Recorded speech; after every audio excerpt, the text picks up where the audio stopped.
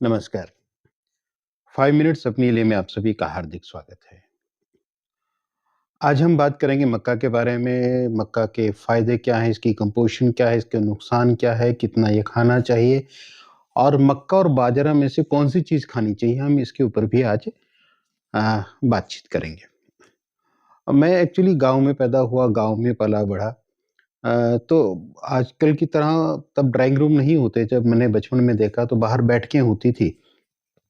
बैठक में लोग बैठते थे, हुक्का गुड़गुड़ाते रहते थे और पुराने ज़माने की बातें याद करते रहते थे। वो जब बातें करते थे, तो उसमें से कुछ चीज़ें जो मुझे याद हैं कि वो अपने से भी पहले की बात करते थे कि 3 वर्ग मुख्यतः थे, एक तो निर्धन वर्ग, एक मध्यम वर्ग और एक उच्च वर्ग। आजकल तो हालाँकि ये 5-6 हो गए हैं, निम्न वर्ग हो गया है, लोअर मिडल क्लास हो गया है, अपर मिडल क्लास हो गया है, एक उच्च है, उच्च में भी उच्चतर भी है आगे।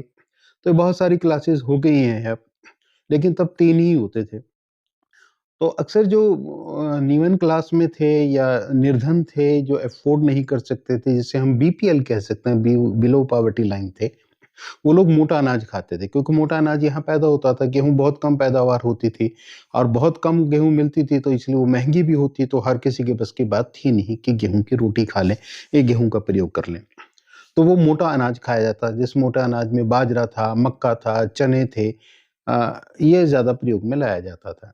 जो मध्यम वर्ग था, वो क्या करता था कि वैसे तो मोटा अनाज घर में खाता था, लेकिन अगर कोई गेस्ट आ गया, तब वो गेहूँ का प्रयोग किया जाता था क्योंकि उसमें एक प्रेस्टीज भी इन्वॉल्व था और ये दिखाया भी जाता था कि हम ख़ास तौर पे जब रिश्ता करने के लिए पहले के ज़माने में तो नाई आया करते थे, तो ये दिखाने के लिए और नाई भी जाके ये कहते गेहूँ की रोटी खाते हैं, वहाँ अ, अच्छा घर है।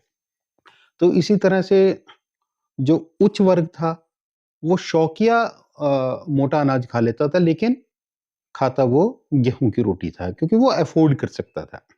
अब जब समय बदला, समय के बाद स्थितियाँ बदली, गेहूँ के अंदर ग्लूटीन ग्लूटीन क्या काम करता है, वो एक चिपचिपाहट का काम करता है, मतलब बाँधता है।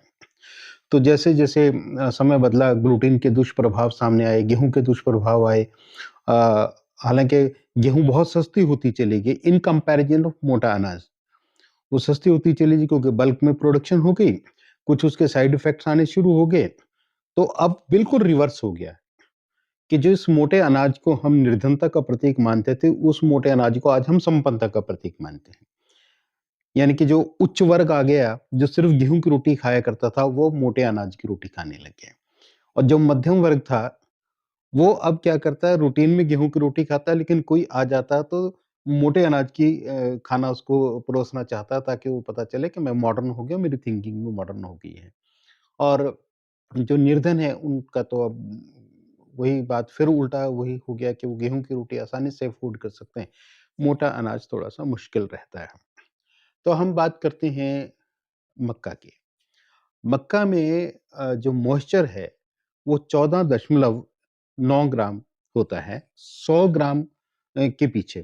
प्रोटीन होती है 11.1 ग्राम, फैट्स होते हैं 3.6 ग्राम, मिनरल्स होते हैं 1.5 ग्राम, फाइबर होता है 2.7 ग्राम, कार्बोहाइड्रेट्स 66.2 66.2 ग्राम, एनर्जी 342 किलो कैलोरी, अ, और उसके साथ कैल्शियम रहता है 10 एमजी, फास्फोरस रहता है 348 एमजी और आयरन रहता है 2.3 मिलीग्राम।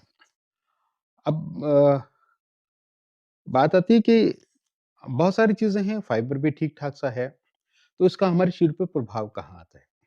क्योंकि इसमें विटामिन के, मिनरल्स में अगर हम देखें तो विटामिन के एक अच्छी मात्रा में है, तो विटामिन के खाने से हमारा बीपी नियंत्रित रहता है और बीपी नियंत्रित रहने के कारण ये हमारे हार्ट को हेल्दी रखता है। उसके अलावा ये गट हेल्थ को भी हमारे बहुत ज़्यादा ठीक रखता है। इसके अंदर पॉलीफिनाइल्स होने के कारण ये जो ब्लड शुगर है, फाइटोकेमिकल्स होने के कारण जो ब्लड शुगर है, उसको भी थोड़ी मात्रा में अगर हम खाएँ, अगर मक्का को हम थोड़ी मात्रा में खाते हैं, तो फाइटोकेमिकल्स के कारण ये ब्लड में इंसुलिन की मात्रा को थोड़ा-सा रेगुलेट करता है और वो रेगुलेट रहने से फिर ब्लड शुगर भी हमारी कंट्रोल में रहती है। एक इसके अंदर बीटा कैरोटीन होने के कारण ये रेटिनॉल में कन्वर्ट, जैसे हम कई वीडियोज़ में बता चुके हैं कि बीटा कैरोटीन जैसे लेते हैं तो मेटाबॉलिज़्म के बाद वो बॉडी में जाने के बाद मेटाबॉलिज़्म होता है तो वो रेटिनॉल में यानी कि विटामिन ए में कन्वर्ट हो जाता है, जो हमारी आँखों के लिए तो फ़ायदेमंद है ही। साथ में हमारे जो गैस्ट्रिक अल्सर्स हैं या गैस्ट्रिक कैंसर हैं, उनसे भी, कोलन कैंसर से भी हमें बचाता है। जैसे मैं ब्लड शुगर की बात कर रहा था, अब इसके साथ एक दिक्कत है कि इसमें कार्बोहाइड्रेट्स के अंदर अगर हम देखें तो स्टार्च भी बहुत ज़्यादा होता है। स्टार्च होने के कारण अगर हम ज़्यादा मात्रा में खाते हैं मक्का को, तो ये ब्लड शुगर को बढ़ा भी सकता है, वेट को भी बढ़ा सकता है। तो अब हमें ये देखना है कि हम इसको ब्लड शुगर के पेशेंट्स खाएँ या ना खाएँ, ये भी सोचने की बात है, हमें अपने डॉक्टर के पास जाना चाहिए। अगर हम ब्लड शुगर के पेशेंट हैं कि मैं मक्का खाऊँ तो मैं कितनी मात्रा में खाऊँ? उसके अलावा पोटेशियम ज़्यादा होने के कारण जो किडनी फेल्योर की केसेज़ हैं, किडनी डिज़ीज़ के जो केसेज़ हैं, उन्हें भी मक्का खाने से पहले कुछ पहले सोचना चाहिए कि क्या मैं मक्का खाऊँ या ना खाऊँ? बेहतर यही है कि जिस भी डॉक्टर का ट्रीटमेंट चल रहा है, तो मैं उस डॉक्टर से इसके बारे में बात कर लूँ या डायटीशियन से मैं कंसल्ट कर लूँ। अब मक्का, क्योंकि जो मैंने कहा कि स्टार्च भी ज़्यादा होता है, तो वेट भी ज़्यादा बढ़ाएगा, ब्लड शुगर भी बढ़ाएगा। अब प्रश्न पैदा होता है कि मैं मक्का खाऊँ तो कितनी मात्रा में खाऊँ? तो वही 60 से 80 ग्राम के करीब हम मक्का खा सकते हैं 24 घंटे में। वो लगभग आप ये लगा लें कि 2 या 3 चपाती, वैसे भी सर्दियों के अंदर क्या होता है कि भई रात के समय चलो मक्का की रोटी खा लें। कई लोग नाश्ते में भी मक्का की रोटी खाते हैं, लेकिन ऐसा ना करें कि नाश्ते में मक्का की रोटी, रात को भी मक्का की रोटी। तो आप 60 से 80 ग्राम टोटल मक्का खाएँ। इसके अलावा एक चीज़ का ध्यान रखें कि बहुत सारे आजकल स्वीट कॉर्न्स मिलते हैं, बेबी कॉर्न्स मिलते हैं, कॉर्न के सूप्स भी मिलते हैं और भी बहुत सारी चीज़ें कॉर्न की मिलती हैं। ये हमें गैस्ट्रिक प्रॉब्लम कर सकती हैं। गैस्ट्राइटिस कर सकते हैं, तो मक्के का जो सूखी मक्का है, उसको अगर आप प्रयोग करते हैं, मक्के के आटे के रूप में प्रयोग करते हैं, तो वहाँ तक तो ठीक है। लेकिन अगर आप कॉर्न सूप्स वगैरह लेते हैं या कॉर्न ब्रेड्स आती हैं, उनका प्रयोग करते हैं, तो वो गैस्ट्राइटिस यानी कि ब्लोटिंग वगैरह भी कर सकते हैं, हमारे लिए दिक्कत खड़ी कर सकते हैं। अब प्रश्न आती है कि मक्का और बाजरा, ये दोनों इसी सीज़न में सर्दी के सीज़न में हम लोग खाते हैं, तो मक्का खाएँ या बाजरा खाएँ? अगर हेल्थ की दृष्टि से देखा जाए, देखिए बाजरा थोड़ा-सा गर्म नेचर का होता है, तो बाजरा खाना ज़्यादा फ़ायदेमंद है मक्का के बजाय। क्योंकि बाजरा के अंदर आपको बहुत अच्छे प्रोटीन्स भी मिल जाते हैं, कैल्शियम, फास्फोरस बहुत अच्छा मिल जाता है। उसके अलावा ये गट हेल्थ के लिए ज़्यादा फ़ेवरेबल है और इसमें स्टार्च की मात्रा कम होती है। कॉम्प्लेक्स कार्बोहाइड्रेट होने के कारण ये धीरे, धीरे, धीरे ब्लड शुगर के लेवल को, जो शुगर को रिलीज़ करता है, ग्लूकोज़ को रिलीज़ करता है हमारे ब्लड में, वो धीरे-धीरे हो पाता है, इसलिए ब्लड शुगर एकदम बहुत तेज़ी के साथ नहीं बढ़ता है। और दूसरी बात ये है कि आप वेट बाजरे से इतना नहीं बढ़ता है। अब धीरे-धीरे जब डाइजेस्ट हो जाता है तो फुलनेस ऑफ स्टमक रहती है, कि भूख नहीं लगती है जल्दी से। फिर हम कभी, जब हमें भूख लगती है, हम कभी तो बेकरी खा लेते हैं, कभी कुछ खाते हैं, सारी की सारी चीज़ें फिर हमारा वज़न बढ़ाने के अंदर मुख्य भूमिका अदा करते हैं। तो लेकिन बाजरे के लिए हमारा टाइम पीरियड बड़ा कम होता है।